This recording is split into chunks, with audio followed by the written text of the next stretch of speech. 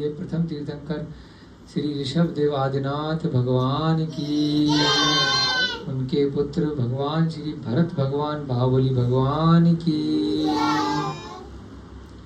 अंतिम तीर्थंकर 24वें वर्धमान शासन नायक श्री महावीर भगवान की, अनंतानंत सिद्ध परमेश्वरी भगवानों की। इस पंचम काल में इस युग के प्रथमाचार्य श्री चारित्र चक्रवर्ती आचार्य भगवान श्री शांति सागर जी महान मुनिराज की सभी को सादर जय जय। जय दू जड़ंदो। आज मिथिलापुरी तीर्थ क्षेत्र में 15 सितंबर सुनपुरा ग्राम में ज्ञानदानम गुरुकुल के छोटे से प्रांगण में हम सभी लोग यहाँ पर एकत्रित हुए हैं और अपनी सम्यक्त कौमुदी की जो कथा है उसको आगे बढ़ा रहे हैं धीरे धीरे करके। बहुत अच्छे से कथा आगे बढ़ रही है। सभी बच्चों से अभी कक्षा प्रारंभ होने से पहले हमने पूछा समझ में आ रहा है, सब बच्चे बोले एक साथ हाँ आ रहा है। चलो अच्छी बात है। छोटे छोटे बच्चे भी निरंतर कुछ ना कुछ शास्त्र के शब्दों को सुन रहे हैं, तो धीरे धीरे करके आगे जब ये बड़े हो जाएंगे तो कुछ ना कुछ इनकी स्मरण शक्ति में अवश्य बना रहेगा।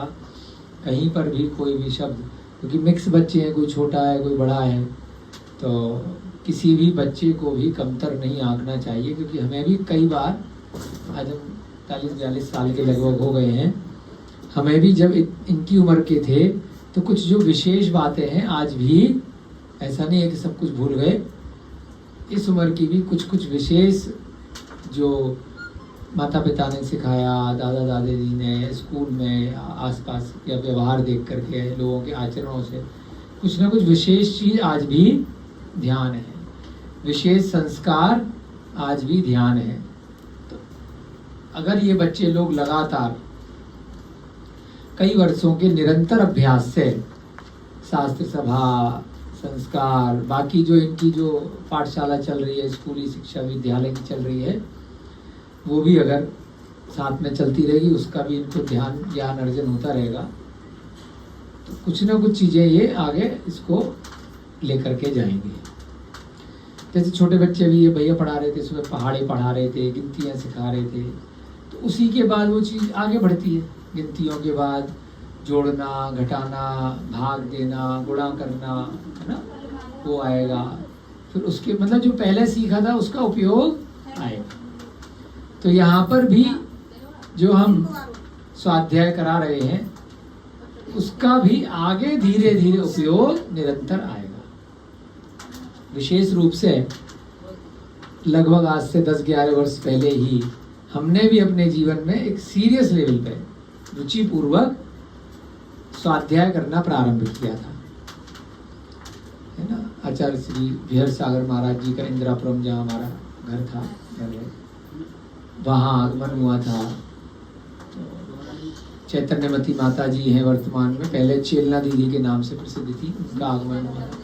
उनके द्वारा शास्त्र सभा लगाई गई, कुछ स्वाध्याय की कक्षाएं लगाई गई, तो वहाँ से प्रेरणा प्राप्त हुई।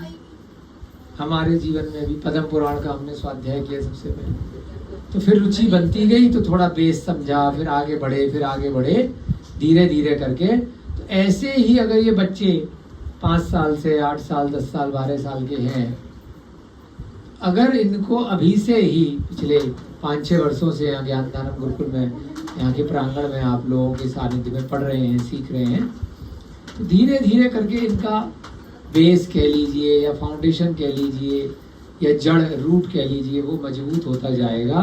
तो आगे अगर ये इनकी कक्षाएं निरंतर कंटिन्यू होकर के आगे बढ़ती रहेंगी तो ये उसकी सीढ़ी पर आगे बढ़ते जाएंगे धीरे धीरे करके।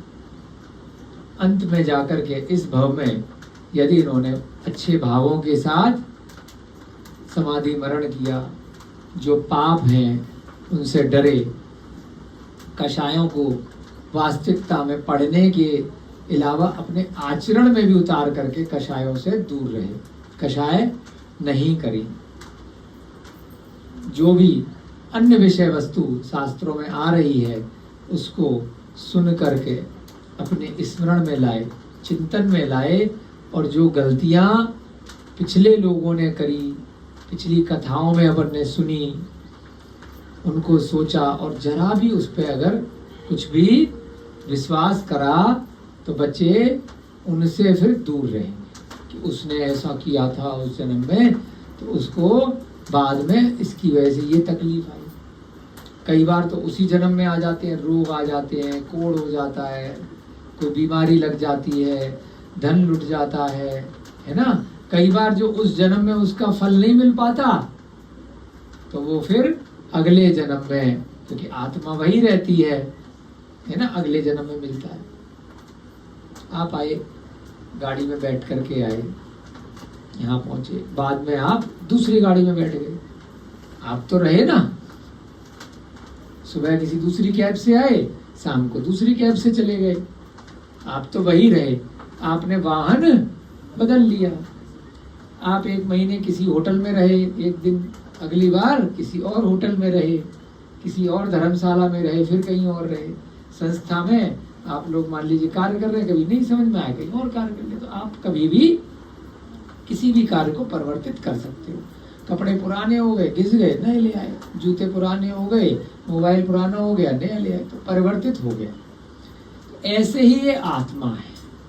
जब शरीर पुराना हो जाएगा, शरीर क्या एक बोतल की तरह है, बर्तन की तरह है, पुराना हो जाएगा, फेंक दो, दूसरा लिया, खो गया, चोरी हो गया, टूट गया।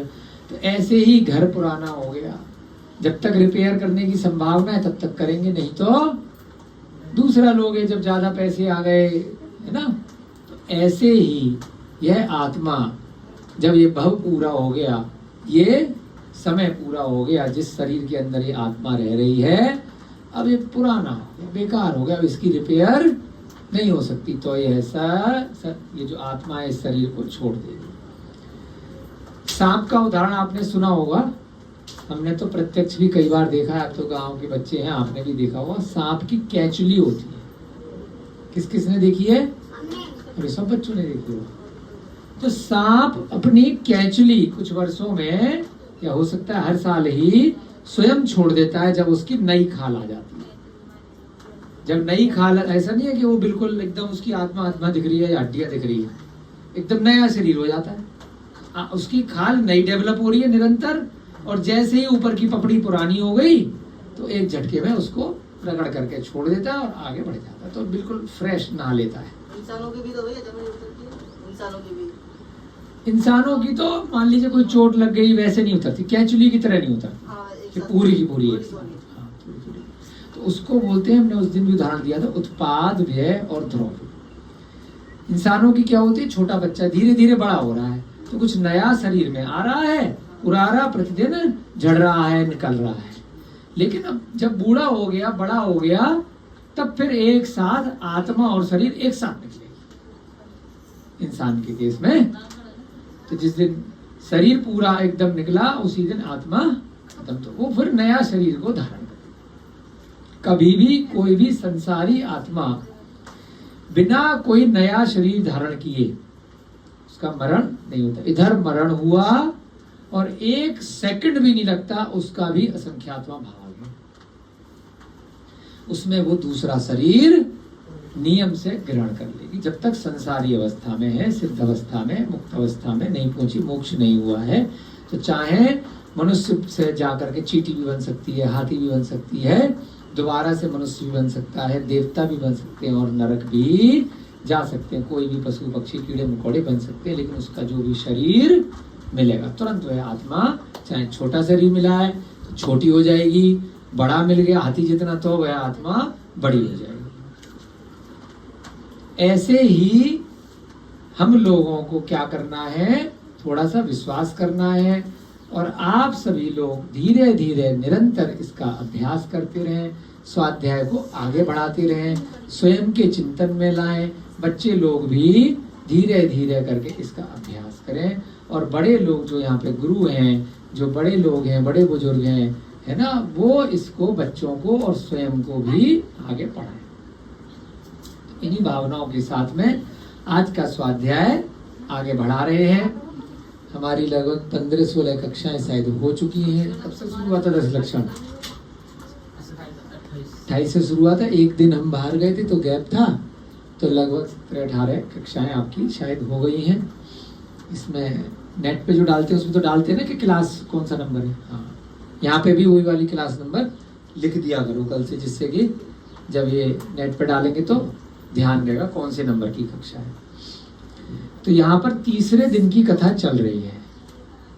यमदंड लोकपाल बहुत चतुराई से सम्यक दर्शन की कथा राजा को बता रहा है। रोज कहीं जाता है पान की दुकान पे, कहानी सुन करके आता है और राजा को बता देता है, क्योंकि उसको अपना जीवन प्यारा है। राजा ही उसकी जान का दुश्मन बना हुआ है, तो राजा को सीधे बोल नहीं सकता कि आप मुझे झूठे जुर्म में फंसा रहे हो। जो गलती जो क्राइम मैंने किया ही नहीं है, उसके लिए मुझे 7 दिन बाद आप मृत्यु दंड देने वाले हैं। कि जो बॉस है, जो मालिक है, वो हमेशा सही होता है, वो कभी भी, क्योंकि उसकी कोई गलती होती नहीं है। एक नियम है, जो पिता है, अब बच्चे उसके अधिकार में रहेंगे तो बच्चे तो पूरे दिन गलती करेंगे ही करेंगे, परंतु पिता कभी गलती नहीं कर सकता। बच्चे पिता को कह नहीं सकते। बड़े हो जाए बच्चे तो धमकी दे देंगे, डांट देंगे पिता को भी। जब वो होशियार हो जाएंगे, सीख जाएंगे 4 बातें।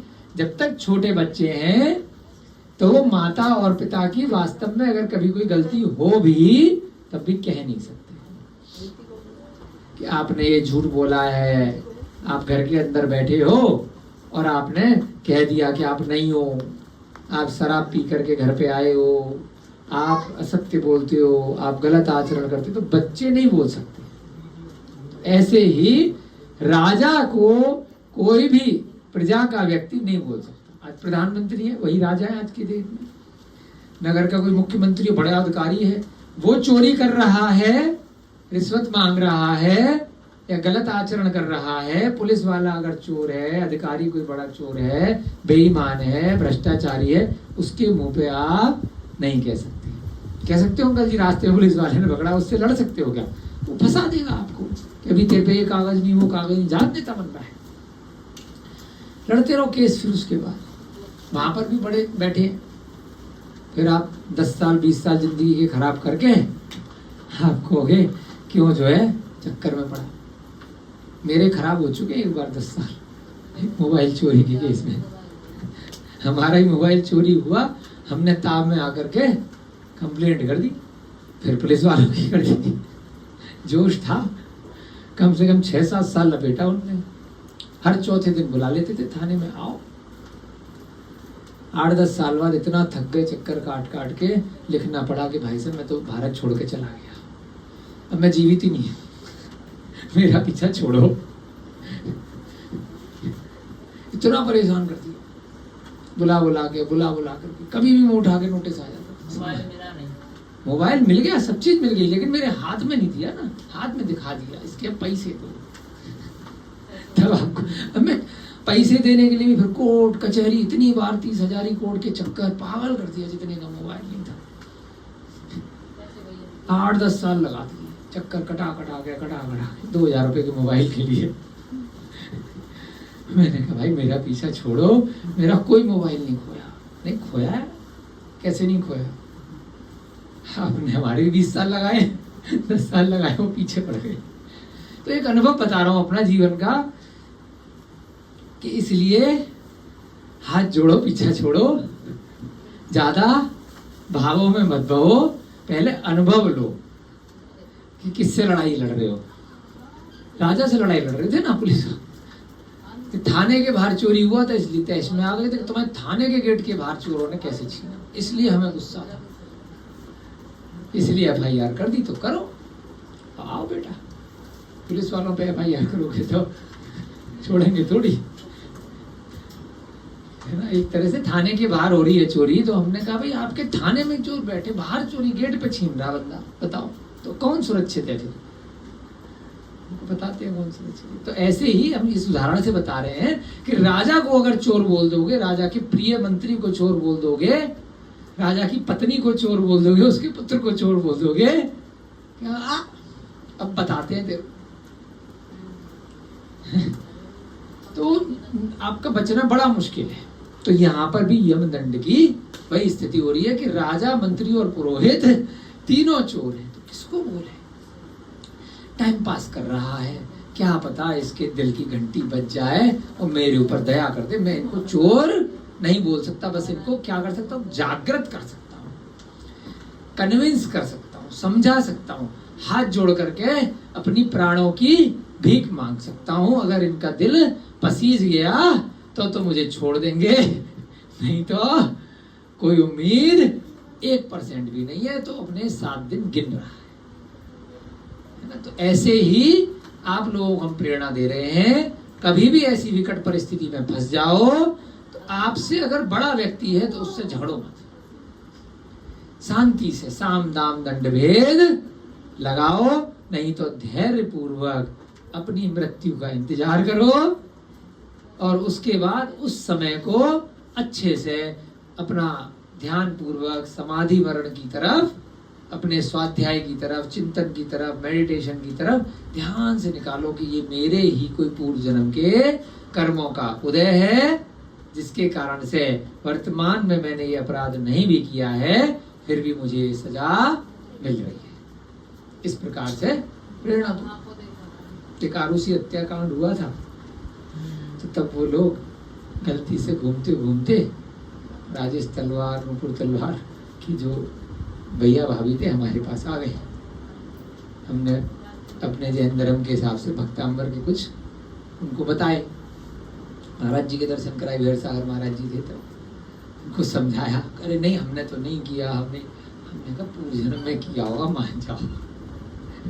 कुछ थोड़े बहुत चीजें बताई, थोड़ा बहुत जो प्रयास उनके लिए कर सकते थे वो किया, कुछ धरने प्रदर्शन में उनका सहयोग दिया, कुछ किताबों में, बाद में मूवी बनाई उन लोगों ने तलवार के नाम से,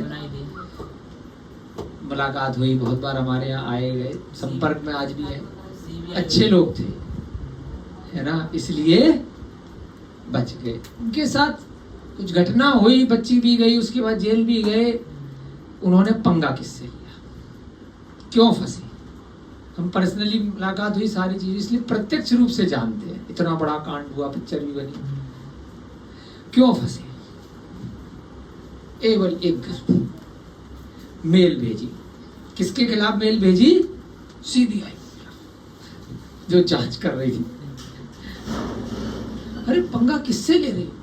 छोड़ दिया था पहले ही दिन कि आपके खिलाफ कोई सबूत नहीं है, फिर भी मेल खेल रहे कि नहीं, फिर पकड़ के लाओ जुर्म जिसने किया है। तुमने मेरे ये किया, वो भाग गया, मेरा कृष्णा तलवार वो जो था, ये फालतू में उल्टी सीधी मेल पे मेल भेजे जा रहे, सीबीआई के खिलाफ, पुलिस के खिलाफ। सीबीआई ने उन्हीं को सिद्ध कर दिया। उन्होंने कहा आओ बेटा, अब तो तुम ही अंदर। उसके बाद नहीं निकले, कम से कम 10-15 साल। खूब समझाया जब हमारे टच में आए तो, मत लो पंगे सरकार से, अधिकारियों से। जिद्दी आप ही की जैसी शकल उनकी, दिनेश तलवार उनके भाई, राजेश तलवार बेचारे आंखों के डॉक्टर, सीधे सच्चे, जरा सा क्लिनिक, जब हम छोटा सा घर, ऐसा मीडिया वालों ने बना दिया, पता नहीं कितने हजारों लाखों करोड़ रुपए इनके पास थे। 2-4-5 हजार रुपए कमाने वाले छोटे से डॉक्टर है, नॉर्मल आंखों में कितने आदमी क्या चश्मा बनाने कितने पैसे दे देगा, लेकिन मीडिया ने ऐसा बना दिया, पता नहीं कितना पैसा है। क्या गलती थी उनकी, बता रहे हैं आज कैमरे के सामने सच्चाई, उनको पता है कि उन्होंने अधिकारी के साथ केस किया, अधिकारियों के ऊपर केस कर दिया जो उसकी जांच कर रहे हैं, और छोड़ दिया उसको, फिर भी पीछा नहीं छोड़ रहे। आप राजा से पंगे नहीं ले सकते। जो जांच कर रहा है, आईयू बोलते हैं ना, इन्वेस्टिगेशन ऑफिसर, वो शांति से आपसे, आप या तो सेटिंग करो या उससे प्यार से हाथ पैर जोड़ो। अगर उसने आपको छोड़ दिया है, वो अपना कार्य कर रहा है, आप उसके पीछे मत पड़ जाओ, फिर वो आपकी अच्छी से ड्यूटी समझा देगा। आ बैल मुझे मार, पूरी जिंदगी बर्बाद हो। फिर भी जहां भी हमारा संदेश गया उनके तक, तो उनको समझाया था कि जेल में रह करके शांत परिणामों से रहना। तो जेल में बैठ करके उस बेचारे लोगों ने, दोनों हस्बैंड वाइफ ने क्लिनिक खोल दिया वहां, यहीं पे नोएडा में ही जिस जेल में थे, वहां बेचारे वो दोनों लोग जो गरीब कैदी जो होते थे वहां के, उनका आंखों का और उसका फ्री इलाज करते रहे कई साल तक। सीधे सच्चे सिंपल लोग थे। तो इसलिए कुछ समय बाद फाइनली जब उनका समय काल आया, शांत परिणामों में जब धैर्य को धारण किया, तो एक समय बाद छोड़ दिया। आज भी हमारे गंगा जी आए हैं, शांत परिणामों से रहे, 6 साल बाद बेचारे आए हैं, बाहर की हवा खा रहे हैं, छोटी सी गलती कर दी और चले गए, है ना। आप मिल लेना थोड़ी देर बाद, है ना, यही है। अब गलती की सजा, कह रहा मेरी गलती नहीं थी भैया जी, ये था वो था, समझाया था कि भाई कोई पूर्व जन्म का तेरा कुछ है। तो जहां जो स्वाध्याय है, जिसको इसी चीज को आपको प्रैक्टिकली लेना है। अच्छा बुरा समय सबके साथ आता, कल को हमें भी हो सकता है। किसी भी जुर्म में बहुत सारे काम करते हैं या नहीं भी करे, हम शांत परिणामों से उसको निकालें। इस जन्म में मैंने कुछ नहीं किया, परंतु हो सकता है कि मेरे पूर्व जन्म के कर्मों का आज चुकता करने का समय आया है। तो उसके लिए मुझे समता भाव से, शांत परिणामों से ये कार्य करना है, मुझे समय निकालना है धैर्यता के साथ। और ये परिणाम मैंने अपने आत्मा में, अपने मन में रखे, तो बहुत जल्दी वो समय निकल जाएगा। आज ये बातें जो कर रहे हैं, आज सुबह हमने नारकीय जीवों के बारे में कुछ पढ़ा था मेरे मंदिर पुराण में, और आज की जो कथा है वो भी इसी से कुछ रिलेटेड है। तो इसलिए वही बात आपको बैकग्राउंड में, शुरुआत में, प्रारंभ में बता रहे हैं कहीं ना कहीं, कि कभी भी भले ही आपने वह अपराध किया हो या नहीं किया हो,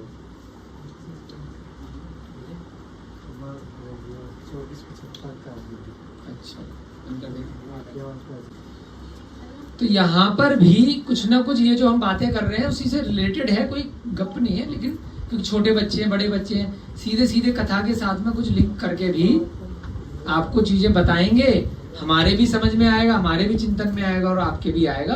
तो ये कुछ उदाहरण जो हमारे जीवन में घटे। जब अभिषेक भैया जी क्लास लगाते हैं 10 लक्षण की, बहुत अच्छे से हमने सुनी है, प्रतिवर्ष सुन रहे हैं, कई सालों हो गए इनको, 7-8 साल।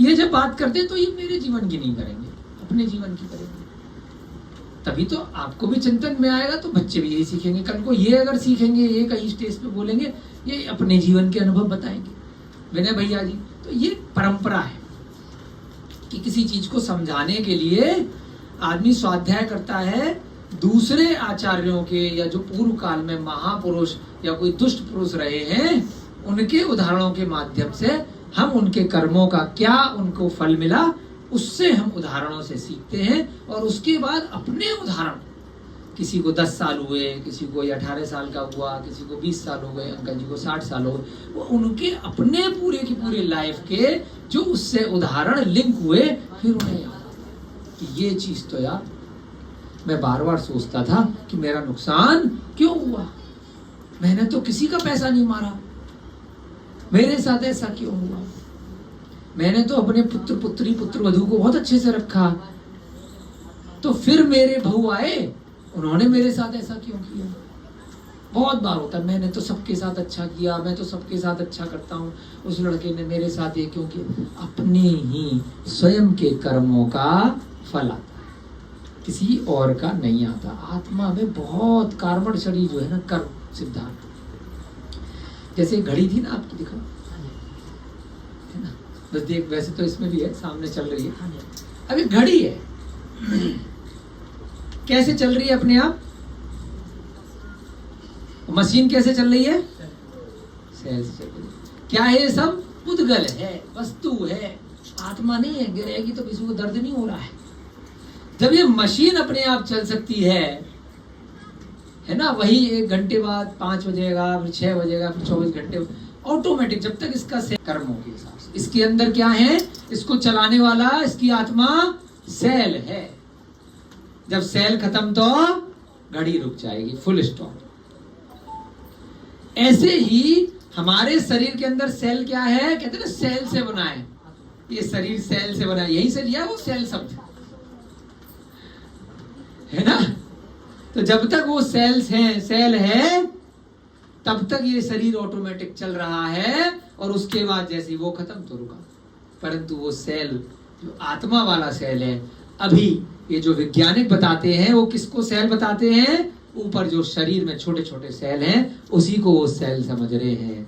जैन दर्शन किसको सेल बता रहा है, आत्मा को। वो घड़ी रुकती नहीं है, यहां से आत्मा निकली और दूसरी घड़ी में जाकर के फिट हो गई।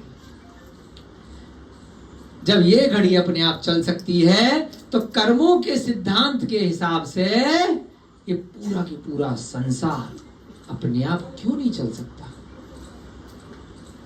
सारे की सारे दर्शन कहते हैं, जैन दर्शन में और अन्य दर्शन में क्या फर्क है, कल की बात को भी थोड़ा सा बताएंगे, कि ब्रह्मा ने सृष्टि बनाई है,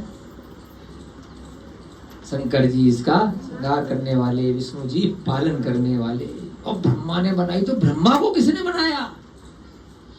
उनके भी पिताजी कोई बड़ ब्रह्मा थे, उनने बनाया, तो उनको किसने बनाया, कोई जवाब नहीं है। न ब्रह्मा ने बनाई, न विष्णु जी चला रहे, न शंकर जी उसको बिगाड़ रहे। ये सब एक कहानियां बनाई गई है, मिथ्यात्व की श्रेणी में ही आ रहे, परंतु प्रचलित है तो चल रहा है, क्योंकि आदमी को एक डर पैदा किया गया है, कुछ ना कुछ विकल्प लिया गया है।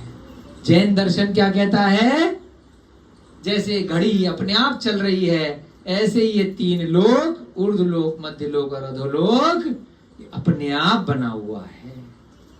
ऐसे ही पूरी की पूरी सृष्टि, पूरा की पूरा ब्रह्मांड अपने आप बना हुआ है। जितनी भी इस 3 लोक में आत्माएं हैं वे सभी अपने आप बनी है, किसी ने नहीं बनाई, ना कोई बिगाड़ रहा है। तो कौन चला रहा है, कर्म चला रहे हैं, चाहे चींटी के, चाहे मच्छर के, चाहे एक इंद्रिय के, चाहे मनुष्य के, चाहे जानवरों के, चाहे नारकियों के, चाहे देवताओं के, सबके अंदर आत्मा सब अपने आप बनी हुई है।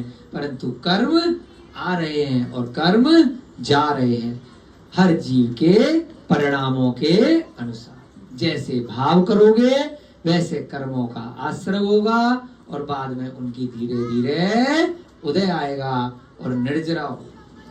जिसके सारे कर्म निर्जरा हो गए तो वो मोक्ष चला जाएगा, सिद्धिशिला पे चला जाएगा, सबसे ऊपर 3 लोक के। जिसके कहीं ना कहीं कुछ भी कर्म बचे रह गए वो इसी संसार में चतुर्गतियों में घूमता रहेगा। तो इस प्रकार से ये संसार ऑटोमेटिक चल रहा है, ऐसे ये घड़ी है ऑटोमेटिक चल रही है ना।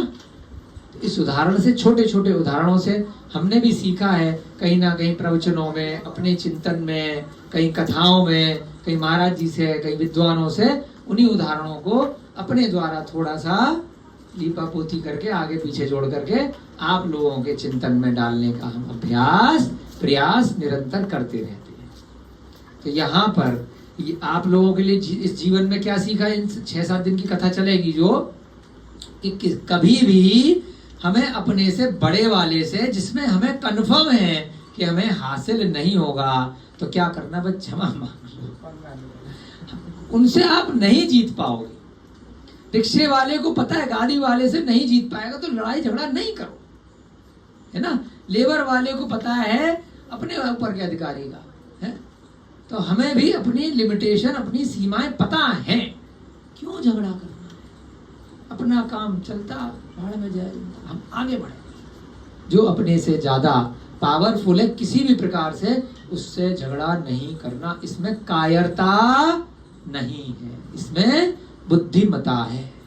राम ने रावण पर जब आक्रमण किया, पद्म पुराण में पढ़ लेना, तब तक नहीं गए जब तक पूरी सेना तैयार नहीं कर। बहुत दिन इंतजार किया है। हनुमान जी, सुग्रीव जी, बाली, कितने कितने लोग इकट्ठे करे, है ना। बहुत दिन लगे, पागलपन में नहीं तुरंत चढ़ाई कर दी, पहले टीम तैयार करी। फिर जब सब साम दाम दंडभेद पूरी कैलकुलेशन हो गई कि हम इससे ज्यादा अब पावरफुल हो गए, अब चलो,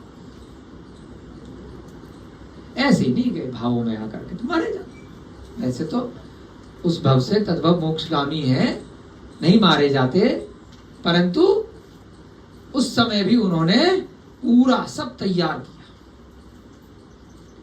तब जाकर के। किशन जी का उदाहरण है, सबके सामने है, सब लोग किशन जी की कहानी पढ़ते हो। कब मारा जरासंध को? पूरा जीवन, बचपन में ही कंस को काम हो गया था है? लेकिन जरासंध छोटा मोटा आदमी नहीं था, प्रतिनारायण था, 3 खंड का राजा था, अर्ध चक्रवर्ती था है? उसको मारने के लिए बलराम समझदार थे, उठा करके ले गए किशन जी को, चल भाई द्वारका, यहाँ मथुरा में दाल नहीं गलने वाली, यही है, निपटा देगा। कितने वर्षों तक इंतजार किया, जब वह युवा हो गए, सारी रिद्धियां आ गई, सब चीज सेट हो गई, अब कहा अब चलो जरासंध को निपटाने हैं। समय का, काल का, सबका इंतजार करो। जब आप उस राजा से ज्यादा पावरफुल हो जाओ, तब उस पर चढ़ाई करो, तब उस पर आक्रमण करो। चाणक्य का अपमान हुआ कितना बुरी तरह राजा के द्वारा है? क्या किया चाणक्य ने? कितने वर्ष इंतजार किया, घूमता रहा चुटिया ला करके, मुझे इस राजा को, उसके पास कुछ नहीं था, नॉर्मल। हाँ, उसने घास खोदते हुए एक आदमी मिला कि यार ये मेरे को सन की, हम कह रहे थे ना अभी रविकांत से कि सन की लोग होते हैं, लेकर हैं घास उखाड़ रहा बैठ करके। चाणक्य ने कहा क्यों उखाड़ रहा भाई?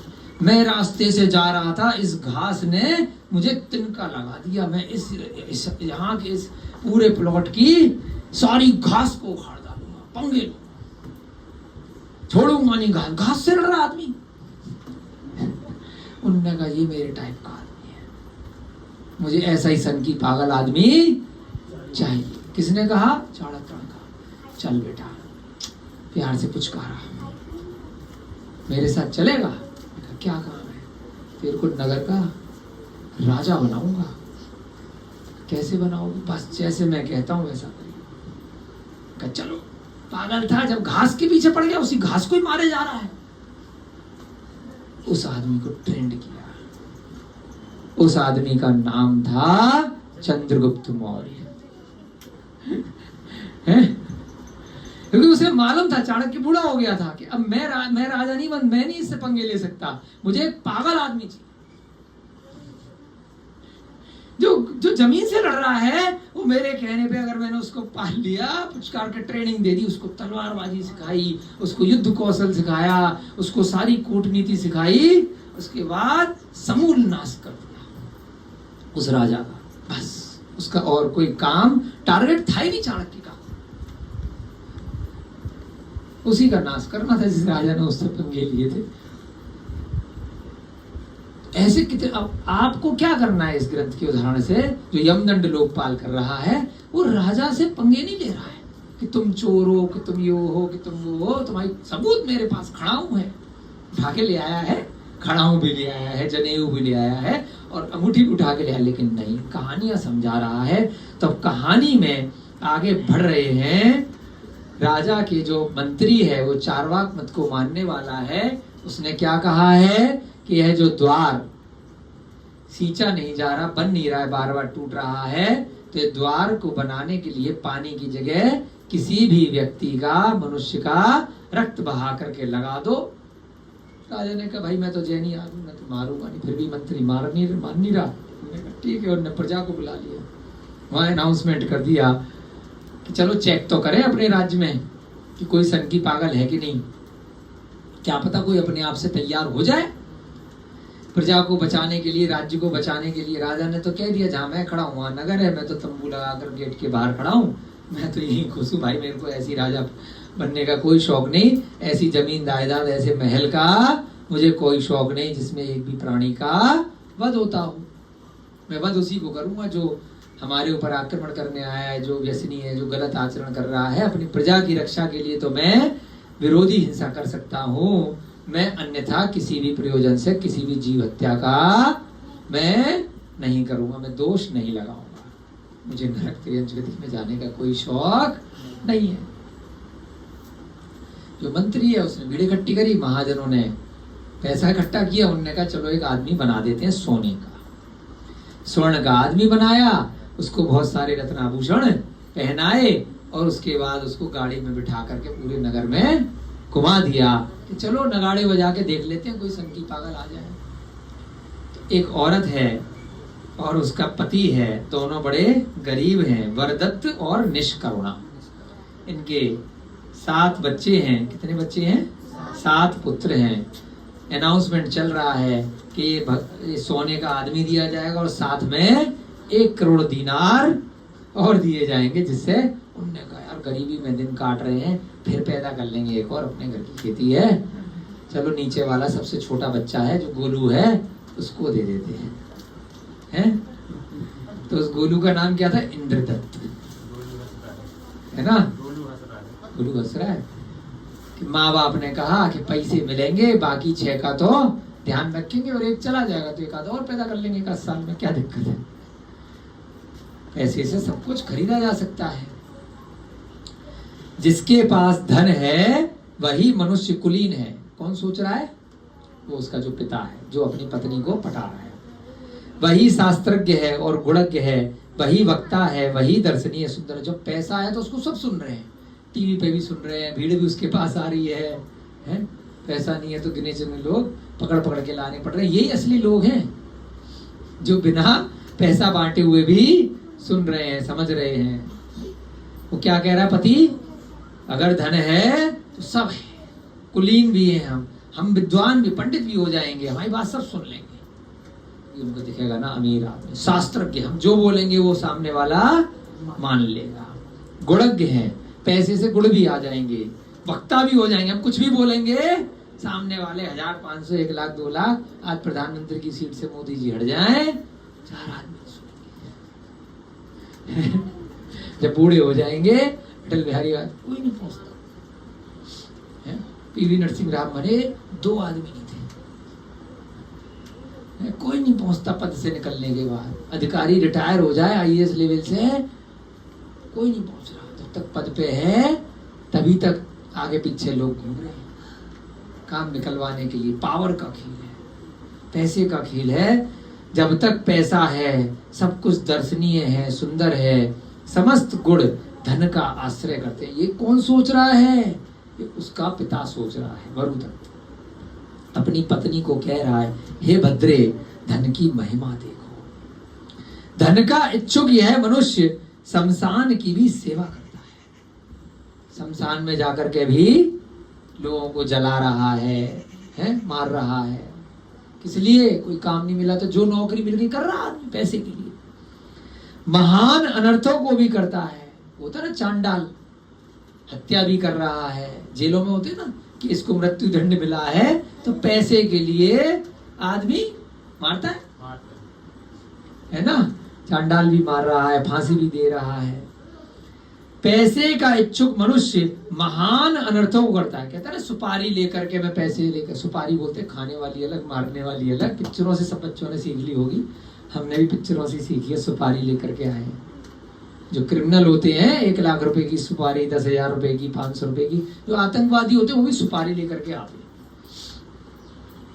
है ना। जब वो बंबई में अटैक हुआ था तो बहुत दिनों तक एक आतंकवादी पकड़ा गया था ना, कसाब नाम का। तो हमने उसकी जीवनी ऐसी कहीं पढ़ ली थी, कहीं अखबार में या कहीं पर। 300-400 रुपए दिहाड़ी का आदमी था। 2-4 हजार रुपए उसके माँ बाप को पाकिस्तान में पैसे मिले थे, बस उसके लिए मरने के लिए आ गया। तो एक मीटिंग हुई बीजेपी ऑफिस में, वहां हमें बुलाया गया, बड़े बड़े अधिकारी लोग आए, और इसको ये करना चाहिए। हमें भी बात रखने का मौका मिला, है ना, बीजेपी सेल में। उस टाइम की बात है, ये हो जाए वो हो जाए, फांसी होनी चाहिए। धर्म पढ़ना शुरू किया था तब की बात है, नहीं हमने समझाया भाई अपन तो धर्म के हिसाब से बोलेंगे, मानना न मानना तुम्हारे।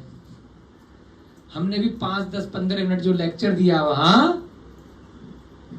पूरे बड़े हेड ऑफिस में अशोका रोड पे, यही बोला कि वो तो जी विक्टिम है, बड़ों को पकड़ो 2, 4, 5 हजार रुपए में, उसके पीछे पागलपन किस काम का। पब्लिक की इमेज बना रखी है कि आतंकवादी को फांसी दो, आतंकवादी को फांसी दो। मानसिक रोगी है, उसको रिहेबिलिटेट करो, उसको सुधार गृह में भेजो, उसको संस्कार दो। फांसी दो, एक जाएगा 100 आएंगे। हमें मजाक समझ करके चुप करा दिया, बैठो तुम्हारी बकवास कोई नहीं सुनेगा, यहाँ देश का माहौल है, फांसी फांसी फांसी फांसी, तुम पागल हो। मैंने कहा हमें तो ये बात बोलनी थी, आपने बुलाया, हम भी अपने घर जाएंगे शाम को, तुम भी अपना जो करना करो, कोर्ट ने जो करना है, तुमने जो रिकमेंडेशन देनी है दो। बुलाया गया था कुछ विद्वान लोगों को, तो हम भी पहुंच गए थे कि चलो चलते हैं जी, मीटिंग हो रही है। तो अपने को तो अपने धर्म के हिसाब से बात बोलनी है। जहां पर भी जाओ माहौल मत देखो कि भीड़ क्या हो, प्रैक्टिकल बात। उसका क्या दोष है, उसका तो माइंड वॉश किया गया है, वो तो आत्महत्या करने के लिए। तुम क्या दोगे फांसी, वो तो खुद ही मरने के लिए आया बम लगा करके, तुम कौन सा बड़ा काम कर रहे हो। तो यहां पर भी उसी टाइप की कथा चल रही है कि जो वरुदत्त है और जो उसकी क्या नाम है, निष्करुणा, उसकी जो वाइफ है, उसकी पत्नी है, वो पैसे के लिए उस समय मतलब ऐसे गरीब लोग मिल जाते हैं, चंद रुपयों के लिए बिक जाते हैं, अपनी आत्महत्या के लिए भी तैयार हो जाते हैं। बहुत गरीबी में जी रहे हैं, या फिर उनके मन में कुछ इच्छाएं हैं, कुछ ये प्लॉट मिल जाएगा, कुछ पैसा मिल जाएगा, कुछ ज्वेलरी मिल जाएगी, इनका जीवन अच्छे से हो जाएगा, इसने मुझे प्रॉमिस किया है मेरे मरने के बाद बाकी जिंदगी ये आदमी, ये आतंकवादियों का जो सरगना है, वो मेरे परिवार को हमेशा के लिए पैसे देता रहेगा, उनकी देखरेख करता रहेगा। तो ऐसे करके उनको माइंड वॉश कर देते हैं कि ये तो तू जन्नत जाने के लिए, यहाँ जाने के लिए, वहां जाने के लिए, वहां परियां मिलेंगी, वहां खूब मिलेगा। जैसे हम पढ़ा रहे हैं आत्मा अजब मरे, दूसरी जगह ऐसे उनको पढ़ाया जाता है कि आत्मा तो भैया ये शरीर बदलेगी, दूसरी जगह तू जन्नत में जाके पैदा हो जाएगा। इतना उनके दिमाग में फिट कर दिया जाता है। तो वो पहले से थोड़े मानसिक रोगी जो होते हैं, वो बहुत जल्दी उस हिसाब से ट्रेंड हो जाते हैं और वो आत्महत्या के लिए तैयार हो जाते हैं। वही लोग सुपारी लेकर के किसी को, क्योंकि सुपारी लेकर कंफर्म है आज नहीं तो कल पकड़ा तो जाएगा ही। जो रोज ये काम कर रहा है, गोली चलाने का, मारने का, लोगों को बिना जाने हुए कि क्यों पैसे लेकर के क्यों मारना, पूछते भी नहीं। आपने पैसा दिया, फोटो दी, कहाँ मिलेगा ये बता दी, जाएगा गोली मार दी, काम खत्म। कुछ इंक्वायरी नहीं करते। उन्हीं को बोलते हैं गैंगस्टर, सुपारी लेने वाले, है ना, क्रिमिनल, है ना, इस टाइप के लोग होते हैं। तो वो पागल है, वो बुद्धि विवेक नहीं है, वो विक्टिम है। उनको मार करके कुछ नहीं मिलने वाला, उनको पकड़ करके, उनको बंद करके, उनको संस्कार देने में तो मिल जाएगा। क्योंकि अभी वो पागलपन में है, तो अभी वह प्रजा के लिए, लोगों के लिए दुखदाई है, आताताई है, खतरा है, तो उनको एक स्थान पर बंद करके रखो। लेकिन मारने से कुछ नहीं मिलेगा। अब गुणों को मारो, व्यक्ति को मारने से कुछ हासिल नहीं होगा। तब मारो जब वह सामने से अटैक कर रहा है और बिना मारे काम नहीं चल रहा है ना। तो इसलिए उसको कैद में रखने का जैन ग्रंथों में प्रावधान है। जब तक आपके पास शक्ति सामर्थ्य, जो आपका ग्रंथ का स्वाध्याय धीरे धीरे आगे चलेगा, तो नागपाश नाम का एक हथियार होता है। हाँ, तो वह चलाते हैं सारे के सारे लोग, विद्वान लोग जो होते हैं। तो उससे क्या करते हैं, जैसे ही चलाया तो वो रस्सी की तरह से, अजगर की तरह से वो लपेट लेता है ना। फिर उसको पकड़ करके बिठा लेते हैं जब तक युद्ध चलेगा, बहुत उद्यम मचा रहा है। उसके बाद लास्ट में अब बता तेरी क्या, अभी भी करेगा उद्यम, नहीं करेगा तो छोड़ेंगे, दोबारा चला देंगे, फिर बांध लेगा, बार बार उछलेगा। ऐसी कुंभकर्ण को बांधा गया था ऐसे। तो आपके पास ऐसा कोई हथियार होता है कि जरूरी नहीं है कि मारना। ऐसे ही यहां पर क्या कह रहा है वह, हे भद्रे, भद्रे माने पत्नी, है ना। जो मनुष्य है अनर्थ कार्य को भी करता है पैसे के लिए, जो मनुष्य दुर्गम अटवी में घूमते हैं, अटवी माने जंगल, कुछ मिल जाएगा, खजाना मिलेगा, पैसे के लिए, खजाने के लिए रात में जाकर के जंगल में खोद रहे हैं। मरने की चिंता नहीं है, काय के लिए? खजाने के लिए, पैसे के लिए। भयंकर भयंकर अन्य देशों को भी जा रहे हैं, जहां अफ्रीका लोग जाते हैं ना पैसा कमाने के लिए, नौकरी के लिए। अभी नेपाल भी गए, बहुत सारे देशों में, बहुत सारे, हम भी आए, मान लीजिए दिल्ली आए तो दूसरे प्रदेश में आ गए, आगरा से पैसा कमाने के लिए आए। अच्छा हुआ कि धर्म भी सीख गए, पीछे के संस्कार थे, आगे बढ़ा रहे हैं उसको। पैसे के लिए, यानी कि धन के लिए। धन की महिमा है कि बहुत बार भयंकर, जहां पर आतंकवादी हैं, जहां शेर चीते हैं, जहां मृत्यु भी हो सकती है, गलत लोग हैं, बिना देखे बिना कारण के धड़ धड़ धड़ धड़ धड़ धड़ धड़ गोली मार देंगे, रास्ते में से भी निकलोगे, लूट लेंगे, चोरी कर लेंगे। फिर भी आदमी सोचता है यार यहाँ पर खजाना है, यहाँ पर कोई तेल मिल रहा है, यहाँ कोई आपको लोहा मिल रहा है, कोई संपत्ति मिलने वाली है, भी जा रहा है ना। नीति से रहित नेता, विनय से रहित शिष्य, शील से रहित वेशधारी, परिव्राजक, शांति से रहित साधु, जीव से रहित शरीर, पुण्य से रहित आत्मा और धन से रहित गृहस्थ कुछ नहीं। ये उदाहरण देकर के अपनी पत्नी को कन्विंस कर रहा है, सातवां बेटा देने के लिए, कि देखो हम धन से रहित हैं तो गृहस्थ जीवन में कुछ नहीं है बेटा। कोई नेता है और नीतियों में नहीं है तो अब मार रही है ना नेपाल की पब्लिक। विनय से रहित शिष्य, अगर आपका जो शिष्य है बच्चा गाली दे रहा है, मार रहा है, पीट रहा है, कितने दिन झेलोगे? शील से रहित वेशधारी, यानी कि कोई मुनि है, कोई साधु है और उसका स्वयं ही चरित्र नहीं है, स्वयं ही शील नहीं है उसके अंदर, ब्रह्मचर्य का पालन नहीं कर रहा है, तो साधु को फिर लपेट लेते हैं ना। शांति से रहित साधु, साधु बोल रहा है और गुस्सा कर रहा है, शांति उसके मन में नहीं है तो कुछ नहीं है। आत्मा से रहित शरीर, मृत हो जाएगा, तुरंत जला देंगे। पुण्य से रहित आत्मा, ऐसे ही धन से रहित गृहस्थ। कौन बोल रहा है? जो वरुदत्त है, अपनी पत्नी को डायलॉग मार रहा है कि धन की क्यों जरूरत है, कन्विंस कर रहा है दिमाग में। देख, हम दोनों की कुशल रहेगी। जो हमारा वाला बात थी, हमने पढ़ी नहीं थी, बोल दी उसने। क्या बोला अभिषेक जी? हम दोनों ठीक रहे तो और भी पुत्र कर लेंगे। एक चाहेगा 1-2 साल में हम दोनों फिट रहे तो घर की खेती है, चिंता मत कर, और भी पुत्र हो जाएंगे। अगर तेरे को लगता है कि एक कम हो गया, लेकिन उस पैसे से 7 का भला तो हो जाएगा। 6 जो बचे और हम 2, 8, और एक और कर लेंगे दोबारा से। तेरे को टेंशन होगी तो फिर बढ़िया से फिर इनकी शादी वादी भी होगी, बच्चे भी होंगे, 7 पीढ़ियां बैठ करके खाएंगी। उस निष्करुणा ब्राह्मणी ने, अब वो पूरी तरह से कन्विंस हो गई। उन्होंने कहा तथास्तु, जैसा पति वैसी बीवी। तभी तो गुड़ मिलाते हैं। 32 होते हैं कि 36 होते हैं? 36। ऐसी तो गुड़ मिलते हैं, तभी तो शादी होती है। 32 होते हैं शायद, है 32 दांत होते हैं, 36 गुड़ होते हैं। तो जैसा पति वैसी उसकी पत्नी। उनने भी कहा यार बात ठीक करी। अभी तक हमें ये लग रहा था कि शायद पत्नी ड्रामा करेगी, वो मना कर देगी, लेकिन यहाँ तो कहानी कहीं और ही जा रही है। पत्नी ने कहा तथास्तु।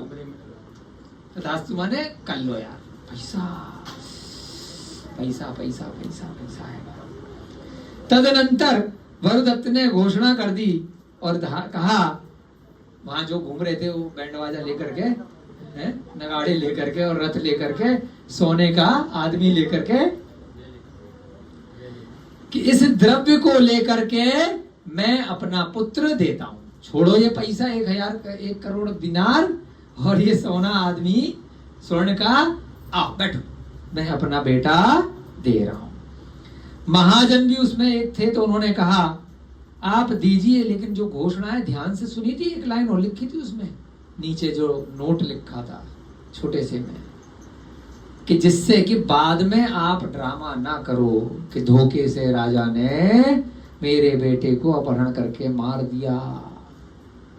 आपको दूसरी शर्त सुनी आपने कि माता अपने हाथ से पुत्र को विष देगी और पिता अपने हाथ से पुत्र का गला मोड़ेगा।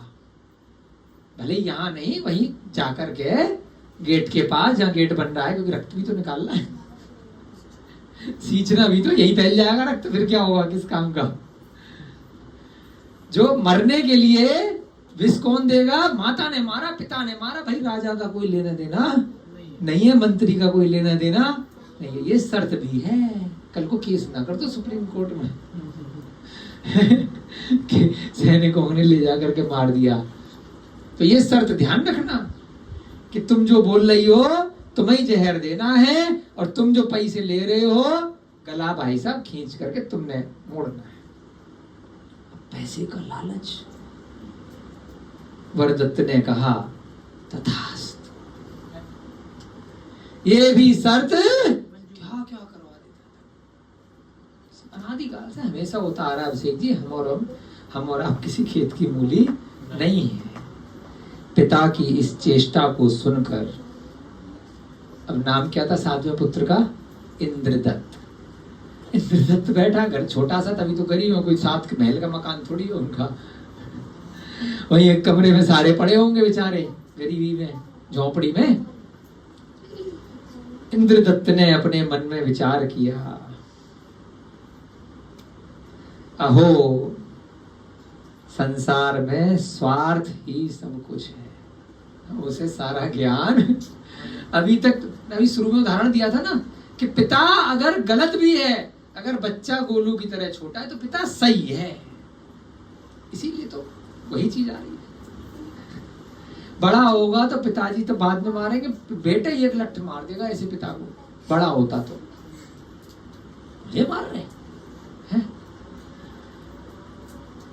माता अगर गलत होगी या अगर बेटा गलत व्यवहार करके आया, माता रोक रही है तो पहले लठ मार देगा।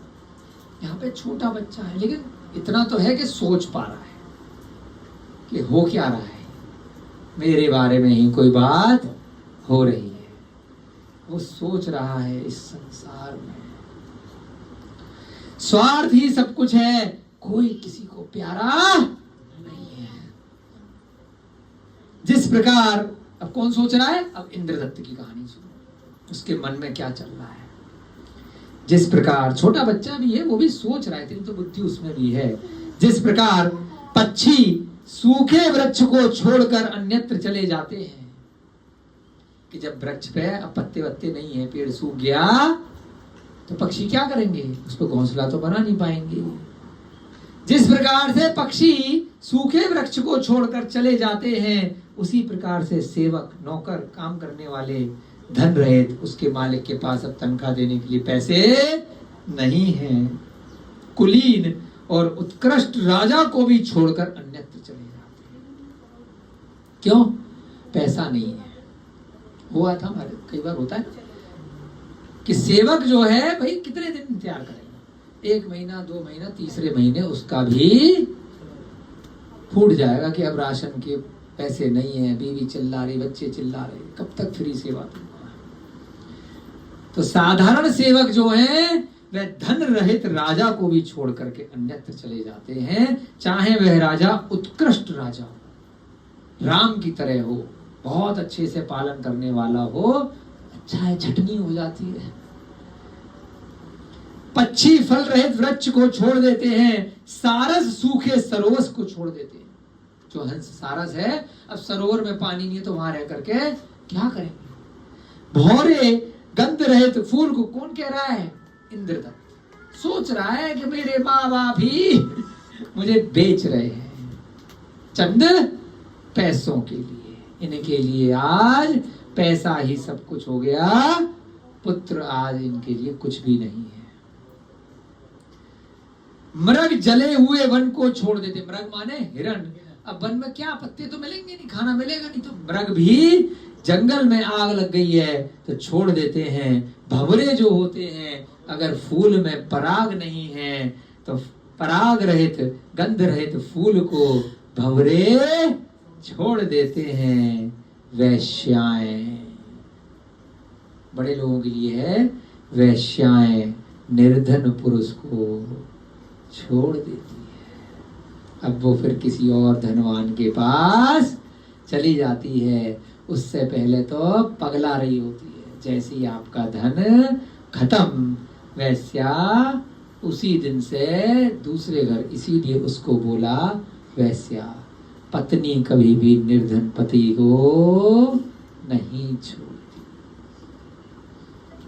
चाहे निर्धन पति के साथ मर जाएगी। शीलवती पत्नी कभी भी अपने परिवार को कितनी भी बड़ी विपत्ति आ जाए नहीं छोड़ती, परंतु वैश्याएं छोड़ देती हैं। सेवक दुष्ट सेवक जो है विपत्तिग्रस्त राजा को छोड़ देते हैं। जिसके ऊपर विपत्ति आ गई है उसे छोड़ करके भाग जाते हैं। कौन सोच रहा है? इंद्रदत्त। किसको बोले? अपने माँ बाप ही मुझे बेच रहे हैं, उनके साथ विरोध करूंगा तो रस्सी से पकड़ करके खींच करके बेच देंगे, क्योंकि उनके अधिकार में हूं। तो अभी जो पूरी कहानी बताई थी शुरुआत की, वो सीधे सीधे लिंक हो रही है, क्योंकि वह बच्चा अपने माँ बाप को अभी पकड़ नहीं सकता। छोटा बच्चा है, 2-4 साल का, लेकिन इतना है कि हाँ सोच समझ है। ठीक ही है, सभी लोग अपने अपने कार्य के वश ही प्रीति दिखाते हैं। सबका अपना अपना काम है, उसी से उनको मोह है। किसी को भी किसी दूसरे से कोई प्रयोजन नहीं है। भाड़ में जाए दूसरा आदमी, मेरा काम। परमार्थ से पृथ्वी पर कौन किसे प्रिय है? कई बार हमने देखा है, कोई आदमी अंडा खा कैसे सकता है? कोई आदमी मुर्गी खरीद करके या मुर्गी का चूजा खा कैसे सकता है जिसको अपना बच्चा प्रिय है? अपने बच्चे को खिलाने के लिए मुर्गी का बच्चा ले जा रहा है, अपने बच्चे को खिलाने के लिए मछली पाल रहा, मछली का बच्चा ले जा रहा है, मछली को खिला रहा है, क्योंकि उसको बस अपने बच्चे को खिलाना है। दूसरे जानवर से, दूसरे मनुष्य से उसे कोई प्रयोजन नहीं। अपने अपने काम से ही सबको प्रीति, मेरा काम करना चाहिए। उसके लिए दूसरे को चाहे कष्ट हो, चाहे दूसरे जीव की मृत्यु हो, मुझे इससे कोई लेना देना नहीं है। परमार्थ से पृथ्वी पर कौन किसे प्रिय? कौन दूसरे के उपकार के लिए पृथ्वी पर रह रहा है? कोई नहीं रह रहा है। हमारे अभिषेक भैया जी एक गीत गाते हैं, बहुत प्रिय है हमें, अभिषेक पार्स भैया जी का है। भव सागर में दुख ना मिलता, तेरी शरण में आता क्यों? भव सागर में है सुख मिलता, सुखी सुख होता तो तेरी शरण में आता। इस टाइप से बड़ा उनका प्रिय गीत है, बहुत सुनते हैं। क्या लय के साथ गाते हैं। अभी श्रीलंका में है तो सुन नहीं पा रहे। अगर इस संसार में दुख नहीं होता तो हे प्रभु तेरे पास क्यों आता? अपने माँ बाप दुख दे रहे हैं। कमाल है, देखो रोंगटे खड़े करने वाली कथा है। यही सम्यक कौमुदी का आनंद है। अहो धन का महात्म्य देखो, धन के निमित्त न करने योग्य कार्य भी किया जा रहा है। अपने पुत्र को मेरी माता जहर दे रही है, सुन रहा है ना? और मेरा पिता मेरा गला घोंटने वाला है पैसे के लिए। क्या करूं मैं? किसकी शरण में जाऊं? जो अपूज्य भी पूजा जाता है, अगम्य असेव्य के पास भी जाया जाता है, अवंध की भी वंदना की जाती है, वह धन का ही प्रभाव है। जिसको पूजना नहीं है उसको ही पूज रहे हैं। हमने बहुत बार देखा है, जो पद पे है बड़े बड़े उम्र के लोग युवाओं के पैर छू रहे हैं। मंत्री है, नेता है, देखा आपने भी देखा होगा, हमने भी क्या कर रहे हैं। वो व्यक्ति मांस खाने वाला, दुराचारी, शराब पीने वाला, काम निकलवाने के लिए पैर छू रहे हैं। अपूज्य को भी पूज रहे हैं, अवंध की भी, जिसकी वंदना नहीं करनी चाहिए उसको भी आरती कर रहे हैं।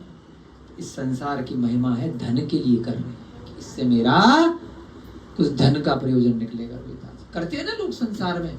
एक डायलॉग नहीं, गधे को भी बाप बनाना पड़ता है काम निकलवाने के लिए, पैसे के लिए। भूखा मनुष्य कौन सा पाप नहीं करता। दरिद्र मनुष्य दया रहित होते हैं। हे भद्रे, प्रिय दर्शन की कथा प्रसिद्ध है कि उसके निर्धन होने पर भी गंगदत्त फिर कुएं को नहीं जाता। इसी की तरह उसकी कोई किसी और भी व्यक्ति की कथा रही होगी। तो ये सब बातें वह बच्चा सुन रहा है, कुछ बातें पति पत्नी को बोल रहा है, कुछ बातें बच्चा अपने मन में चिंतन कर रहा है। जिस प्रकार कुत्ते के पिल्ले को जब तक खिलाते पिलाते रहते हैं तब तक वह प्रिय समझकर पीछे लगा रहता है, पूछ हिलाता रहता है। कैसे कैसे डायलॉग लिखे वर्तमान के, लिखे संस्कृत में, हजारों साल पुराना ग्रंथ है। वर्तमान परिवेश में सत्य है एक एक लाइन, इसलिए इतना आनंद आता है, कितना सीखने को मिल रहा है? कहीं नहीं मिलेगा। कहीं प्रवचनों में बड़े बड़े आप जाओगे तो जो स्वाध्याय में जो आनंद आएगा, जो हिल जाएगी आत्मा, संसार का स्वरूप। सब ऐसे हैं अभिषेक जी, सब। 1 करोड़ रुपया आपको मिले, हो सकता है आपका भी दिमाग खराब हो जाए, हो सकता है साधारण व्यक्ति का जिसने स्वाध्याय नहीं किया, जिसके रोंगटे खड़े नहीं हुए हैं आज के समय के हिसाब से, जो सम्यक दृष्टि नहीं है, उसका जरूर धन देख करके, इतना सारा धन देख करके अवश्यम भावी है किसी का भी हिल सकता है दिमाग, कुछ भी वह कर सकता है। जिस प्रकार कुत्ते के पिल्ले को जब तक खिलाते पिलाते रहो तब तक वह प्रिय समझकर आपके पीछे लगा रहता है, उसी प्रकार जब तक सब मनुष्यों को दान आदि देकर अपने अनुकूल रखा जाता है, खिलाते पिलाते रहो, पैसा बांटते रहो, वे प्रिय समझ करके आपके पीछे कुत्ते की तरह पूंछ हिलाते रहेंगे। चाहे प्रजा है, चाहे सेवक है, चाहे घर वाले हैं, चाहे आपके मित्र भी हैं, उसी का नाम चापलूसी दिया। बस वही है संसार में। दान आदि यानी कि पैसा जो बांट रहे हैं उसके स्रोत बंद होने पर सब साथ छोड़ देते हैं। ये मैं नहीं कह रहा, ये सूत्र लिखे संस्कृत ऊपर लिखी है ग्रंथ में, और नीचे उसकी हिंदी। केवल मनगढ़ंत आज की लिखी हुई कथा नहीं है, बाकायदा कई हजार साल पहले का संस्कृत का हिंदी अनुवाद किया गया है अपने मन से। यहाँ पर पन्नालाल जी ने इसका अनुवाद, पन्नालाल जी जो साहित्यकार हैं जिन्होंने, है ना, हरवंश पुराण, पद्म पुराण, इन सब का अनुवाद किया है, आदि पुराण इत्यादि का, वही पन्नालाल जी ने इसकी भी संस्कृत से हिंदी करी है। आज वर्तमान में नहीं है, बहुत बड़े विद्वान थे, है ना। तदनंतर 5 मिनट और करेंगे क्योंकि आज टाइम पे कक्षा शुरू हुई थी।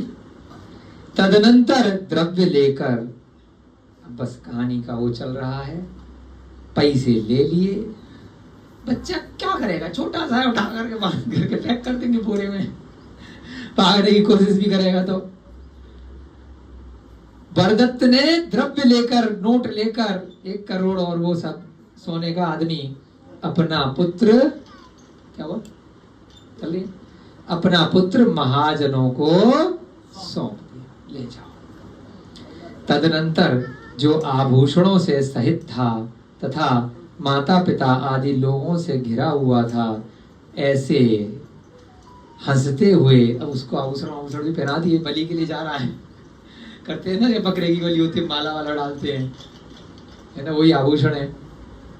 हंसते हुए, कमाल है, उसने ये सब चीजें चिंतन में डाल ली, बच्चे ने, गोलू जैसे साइज के, हंसते हुए जा रहा है। क्या गजब कथा है, हिल जाओगे। हंसते, कोई चीख पुकार नहीं बचा रहा, उसने आत्मसमर्पण कर दिया। पिता माता ने भेज दिया, अब किससे लड़ूंगा, जाऊंगा कहां, इससे अच्छा हंसते हुए चला जाऊं। हंसते हुए प्रधान द्वार के सम्मुख आए हुए इंद्रदत्त को देखकर राजा ने कहा, राजा मारना नहीं चाह रहा है, राजा तो मंत्री को पहले ही डांट रहा है, लेकिन मंत्री कह रहा है कि देखें तो सही, चेक तो करें, नगर में कोई पागल है कि नहीं जो पैसे के लिए अपना बेटा या कोई दे दे, या कोई आदमी खुद ही चला है। चाहता वरुदत्त तो खुद चल देता, वो भी तो चालाक है, खुद नहीं जा रहा है, अपने बच्चे को भी। उसने ऐसा कुछ नहीं कहा कि बच्चे की बलि देनी है, ये आया है कि मनुष्य की बलि देनी है, नगर का कोई भी हो। लेकिन वरुदत्त अपनी मौत वो खुद भी नहीं चाह रहा, वो कह रहा है बच्चे को ले जाओ, फिर पैदा कर लेंगे। क्यों ले रहा है बच्चे को? क्योंकि बेचारा छोटा है, उसके अधिकार में है, कंट्रोल में है, क्या बिलबिलाएगा? ऐसी बकरा मुर्गा है ना, भेड़ बकरी और गाय भैंस जो बलि देते, क्योंकि आपसे वह ज्यादा शक्तिशाली नहीं। मूक बोला ना, मूक पशु पक्षी क्या कर लेंगे? आप बांध दोगे, तलवार चला दोगे, मशीन में डाल दोगे, चाकू से मार दोगे, और जो हथियार आते हैं बड़े बड़े, तो वो कुछ नहीं कर पा रहे। इसलिए तो आप उनके ऊपर अत्याचार कर रहे हो। मनुष्यों में भी जो आपसे कमजोर मनुष्य, उसी पे कर पाओगे। जो आपसे बड़ा वाला, उसके उदाहरण दे ही दिए, उससे पंगे लोगे तो वो आप ही को निपटा देगा। कमजोर को ही पकड़ा जाता है, संसार का नियम है। यहाँ पर किसी पड़ोसी को बच्चे को नहीं दे सकता है, तो पड़ोसी इसको निपटा देगा। अपने बच्चे के ऊपर वह है, क्योंकि कमजोर है, छोटा है। इंद्रदत्त को देख करके अब राजा ने प्रश्न पूछा। राजा मारना नहीं चाह रहा है, वो कहता, मंत्री ने बोला था तो चल भाई देखते हैं। अरे बालक, तू हंस किस लिए रहा है? क्या तुझे मरने से डर नहीं लगता? अबे तू जरा सा बच्चा है, ही करके खेलते कूदते आ रहा है, तुझे मालूम नहीं तेरे को मारने के लिए ला रहे हैं? बच्चे ने कहा, हे देव, जब तक भय आता नहीं है, क्या सीख दे रहा है, तब तक डरना चाहिए। भय आया नहीं है तभी तो भूत आएगा, भूत आएगा, भूत आएगा, सामान चोरी हो जाएगा। जब चोरी हो गया, जब भूत आ गया, जब मर गया, किसी ने मार दिया, उसके बाद काहे का डर? बच्चा सिखा रहा है यहाँ पर हम सबको, डर के आगे जीते हैं। क्या कह रहा है? जब तक भय आया नहीं था तब तक ही डरना चाहिए, लेकिन जब भय आ गया है तो उसको सहन करना चाहिए। अब जब आ गया है, मेरा नंबर लग गया है, मुझे फांसी मिलने वाली है, मेरे को मेरी माता जहर देने वाली है, काहे का डर? तो मरना है। भय से तब तक डरना चाहिए जब तक वह आया नहीं है, परंतु भय को आया देखकर शंका रहित प्रहार करना चाहिए। भय को ही डरा दो, खुश होकर के, वो कहेगा गलत घर में आ गया, ये आदमी डर ही नहीं रहा है। माता यदि विष देती है, पिता पुत्र को बेच देता है, और राजा ही सब कुछ सर्वस्व हरण कर लेता है। राजा ने भेजा है चमचों को, तो दुख की क्या बात है? अब इससे ज्यादा मैं जी कर करूंगा क्या? तो हंसते हंसते आया, मार लो, निपटा लो, तुम भी तसल्ली कर लो। मेरी माँ जहर दे रही है, पिता बेच रहा है पैसों के लिए, तुम बुला रहे हो, सब मिलकर मस्त मरो। कौन कह रहा है? जरा सा छोटे साइज का बच्चा। इस स्थिति में जब माता पुत्र के लिए विष दे रही है, क्रूर पिता लोभ से गला मोड़ रहा है, महाजन धन देकर खरीद रहा है, और राजा प्रेरणा दे रहा है। क्योंकि अभी तक तो सही मालूम है कि राजा नहीं भेजे ये लोग, उसे थोड़ी मालूम है कि राजा ने नहीं भेजे, मंत्री का किया धरा है, और राजा प्रेरणा दे रहा है। तो हे नाथ, मैं किसकी शरण में जाऊं और किसको अपना दुख कहूं? इसलिए मैं तो बहुत खुश हूं, इस संसार में कोई अपना नहीं है। जो मृत्यु के द्वारा स्वीकृत किया जा चुका है, उसकी भी मुक्ति धैर्य के बिना नहीं हो सकती। इसलिए हे राजन, इस अवसर पर, इस मौके पर मैं धैर्य का आलंबन लेकर हंस रहा हूं। मैं धैर्यता से, मैंने आपको शुरुआत में समता धैर्य शब्द बोले थे ना, वही बात।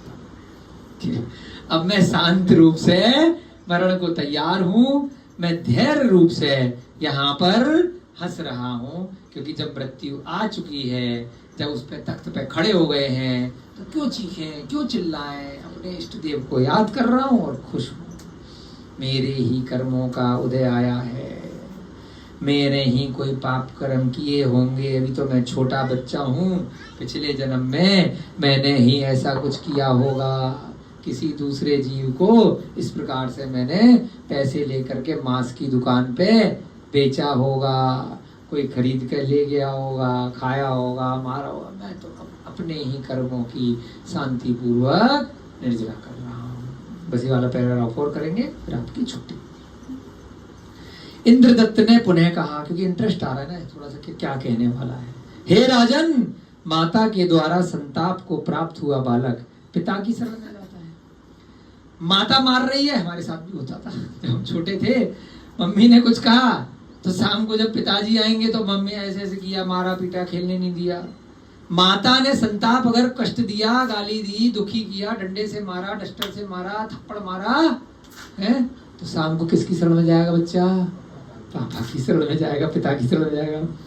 पिता के द्वारा संताप को प्राप्त हुआ बालक माता की शरण में जाता है।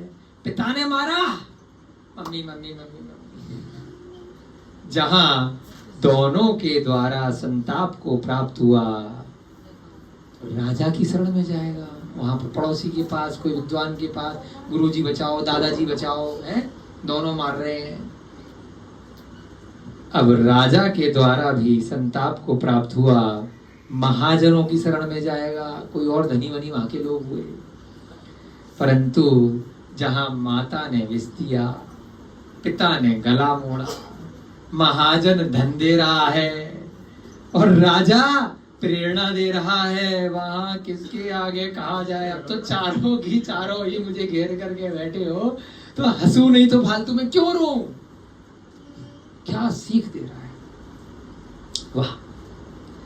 माता और पिता के द्वारा पुत्र दिया गया है, राजा शस्त्र से घात करने वाला है और देवता बलि की इच्छा कर रहा है। यहाँ किसी कुलाचार्य ने, किसी देवता ने बोली है कि बलि दी जाएगी तो गेट बनेगा। ठीक है भाई, दे लो, निपटा लो अपनी अपनी। देवता जो भगवान है इनका, वो कह रहा है कि बलि चाहिए मुझे, है, मतलब देवता भी परेशान है।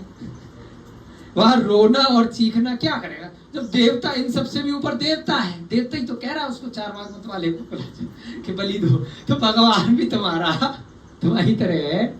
तो मैं रोऊंगा तो भगवान के पास जाऊंगा, आपसे ऊपर जाऊंगा, भगवान ही मेरा रक्त मांग रहा है, तो मैं रो चीख करके करूंगा क्या?